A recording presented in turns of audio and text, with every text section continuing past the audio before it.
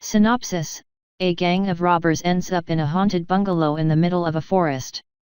Review: right from its opening scene, in which a couple of random men walk into a dilapidated house in the wilderness and die at the hands of a supernatural power, everything in Rum, a by-the-numbers horror comedy, feels so been there seen that. We have a group of people which goes into a forest and gets trapped in this house. We get there at times hilarious, at times scary experiences as the ghost makes its presence felt, lights switch on and off, eerie-looking toy blinks, a chair rocks by itself, etc. And then we get a backstory of the ghost, and learn who it's after. A heartless villain, Narain, taking on this role here. We get the revenge and finally, just as the credits roll, a setup for a probable sequel. Agreed, these are the must-haves of the horror comedy genre.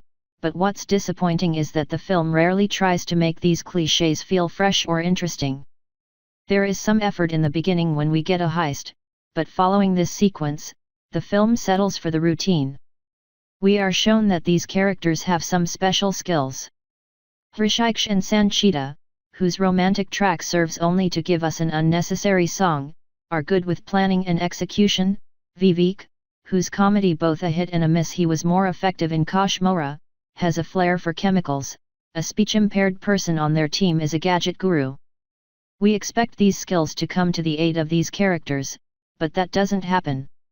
And the film needs more visual flourishes, like a flashback portion in the second half when the past and the present unfold simultaneously.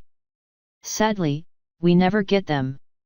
Even exciting elements like a character discovering the presence of ghosts when he steps outside its compound, it's night inside, while it is broad daylight elsewhere, or another character appearing both on top and under a violently shaking bed, are handled with indifference. No wonder that we exit the theater in low spirits.